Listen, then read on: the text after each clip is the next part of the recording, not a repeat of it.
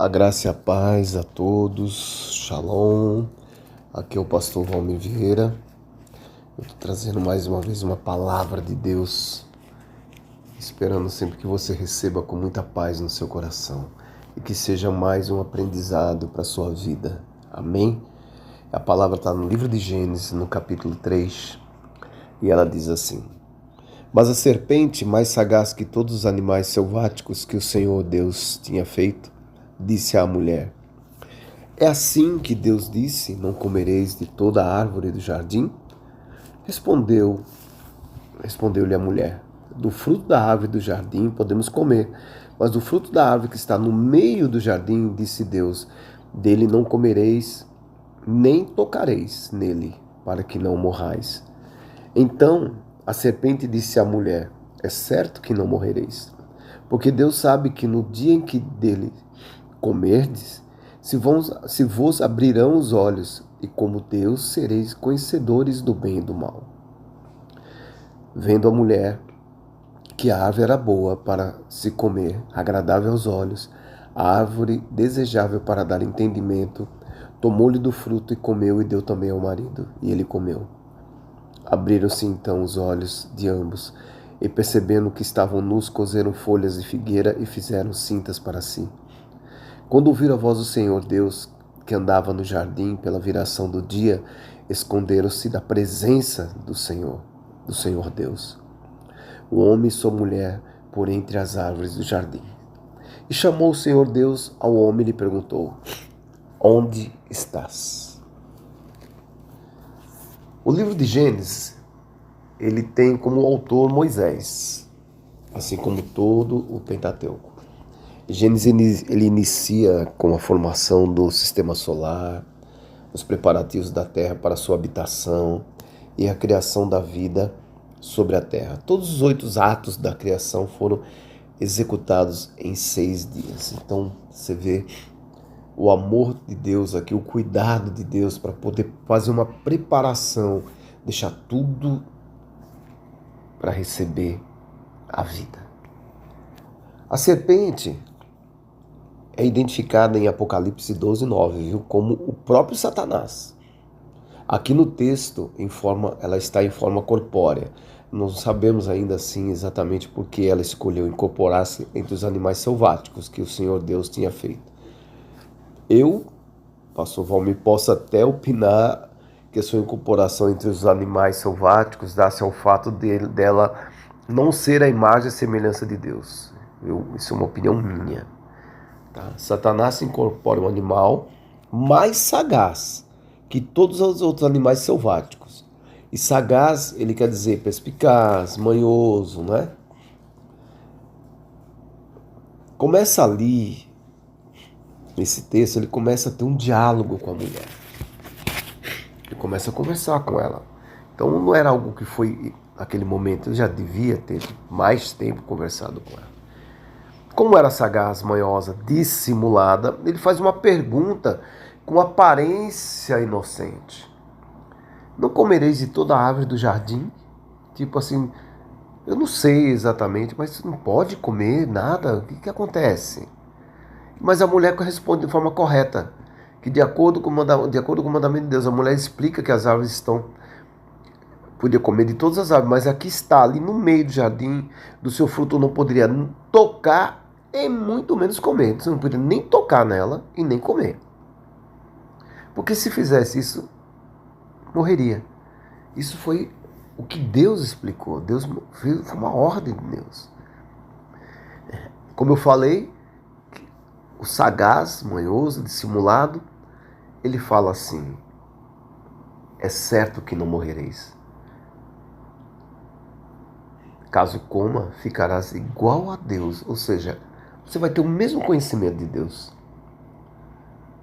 Saberás o que é o bem e o que é o mal.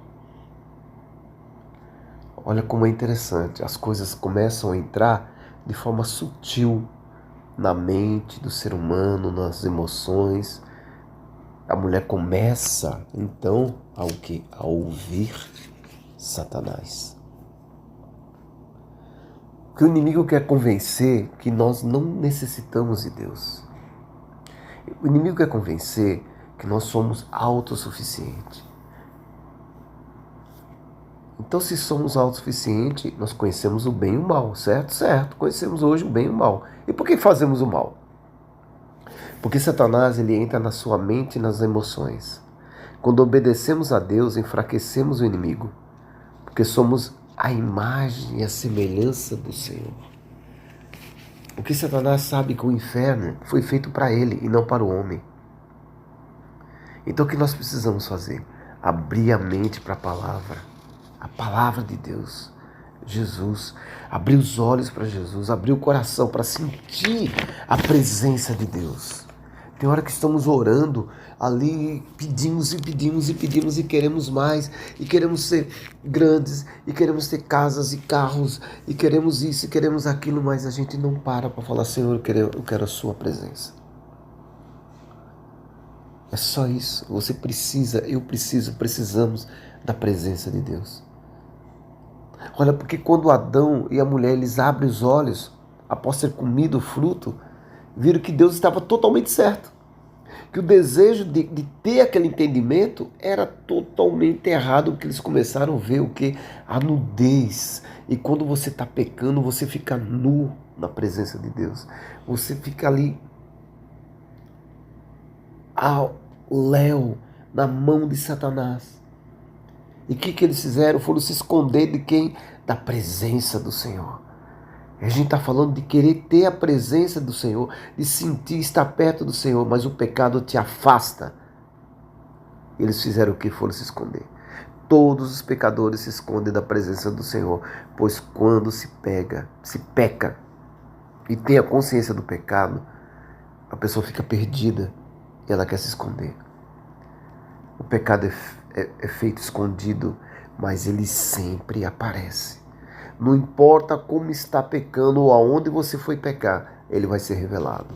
Então, não se acostume com o pecado. Não se acostume em pecar. Não se acostume em mentir e fazer coisas erradas. Isso não é bom, isso te afasta de Deus. Mas o Pai, em sua imensa misericórdia, ele pergunta aqui no texto, ele faz a pergunta qual? Onde estás? Sabe, estás aonde? Essa é uma pergunta-chave. Aonde estava Adão e a mulher em Deus? Aonde estamos em Deus? É muito sério. Onde está o seu relacionamento com Deus? Se sente nu ao ponto de ter que se esconder de Deus? Então, se você está dessa forma, meu amado, minha amada, volte para a presença de Deus. Pastor, eu pequei. Volte agora para a presença de Deus. Se arrependa dos seus pecados e volte agora.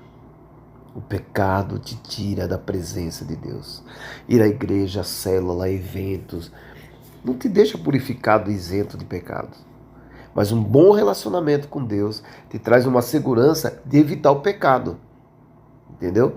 Você você vai começar a não querer mais pecar. Então eu vou para a igreja, eu vou para a minha célula, eu vou para esse evento, mas eu quero ter a presença de Deus. Eu quero ir para a igreja para estar na presença de Deus. Eu quero ir nessa célula, nesse evento, para estar na presença de Deus, buscando sempre a presença de Deus e sempre fazendo o quê? Evitando pecar. Como está a sua vida com Deus? Onde você está?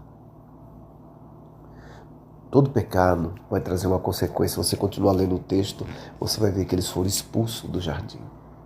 Então todo pecado traz consequências, as quais temos que assumir. Mas a misericórdia de Deus é algo incrivelmente sobrenatural.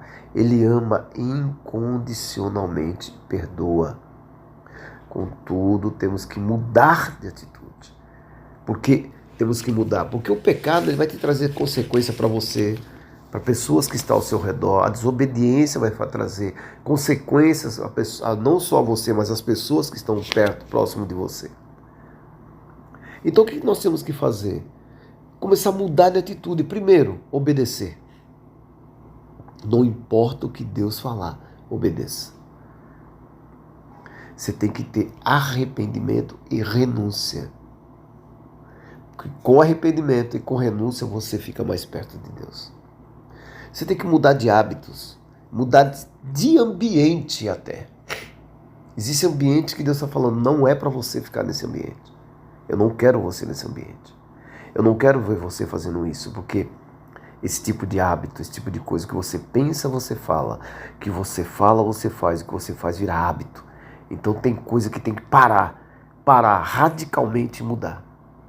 Uma vida com Deus não é que estão divulgando por aí não, que tudo pode, você pode fazer o que você quiser, tal, você vai ser autossuficiente. Não, sabe por quê? Porque Deus odeia pecado. Deus não suporta pecado. No livro de Isaías 53, no versículo 10, a palavra diz assim: todavia ao Senhor agradou moê-lo. Por quê? Porque Jesus na cruz se fez maldito, levando o nosso pecado. Deus se agradou, fazia parte do plano de salvação. A morte de Cristo sobre a cruz foi oferta infinita pelo pecado, a única oferta que poderia fazer expiação pelos pecados da humanidade. Não ouça os inimigos. Quantos conselhos errados a gente está ouvindo? Falácia que te levam para a morte, morte espiritual e até mesmo morte física. Quantas coisas estão falando por aí? Que você pode isso, que você pode aquilo. Quantas rave gospel, quantas coisas gospel, carnaval gospel, não sei o que lá gospel, e tudo gospel. Tem uma vida de renúncia, de arrependimento. Ouça o Senhor e viva, porque Jesus é o caminho, é a verdade e a vida. Quando Deus te coloca no caminho, Ele vai te mostrar a verdade. Quando você conhece a verdade, você tem vida. Conhecereis a verdade vos libertará. Seja liberto, meu irmão. Nesse momento, seja liberto. Você está liberto. Eu quero orar por você. Pai, toque nessas pessoas que estão ouvindo. Nesse homem, nessa mulher, nesse jovem, nesse velho. Toque nessas pessoas de forma poderosa, Pai. Que haja mudança, que haja arrependimento, que haja um novo tempo. Algo novo sobre a vida de quem vai ouvir essas palavras que são suas, Pai. Que ele venha conhecer Jesus, para que o caminho dele mude para o caminho que Jesus vai mostrar a verdade e a vida, para que ele te conheça, Pai. Que nesse momento essa pessoa que está doente seja curada, essa pessoa que está amarrada pelas garras ali, trancada por Satanás, seja liberta. Haja uma mudança completa na vida dessas pessoas, Pai. Toque nela, Pai. Cubra com a sua mão e libere bênçãos sem medidas, em nome de Jesus. Amém.